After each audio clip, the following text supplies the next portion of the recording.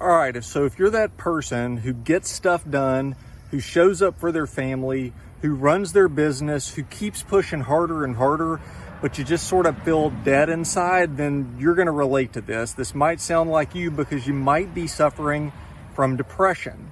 But depression is one of those things that is not always laying in bed, crying, miserable, can't go to work. Sometimes what it looks like is busyness and pushing harder and achievement and going and harder until we absolutely just collapse because deep down, if we're honest, we just feel dead inside and we're miserable.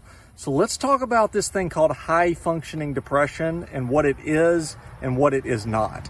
High functioning depression is not weakness and it's not laziness. It's not just, I had a hard week and I'm tired every weekend where I really don't feel like doing anything. And it's also not something where you can just suck it up and just deal with it and keep pushing and it'll probably get better.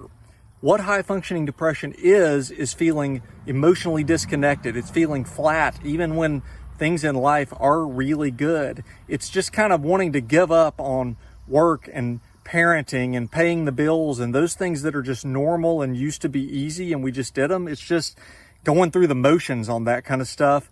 And then it's quietly just kind of wondering, like, what's wrong with me? Am I broken? Have I just lost everything in life that I used to love to live for? So the good news is this: you're not broken and you're not alone, because high functioning depression is actually way more common than you might think.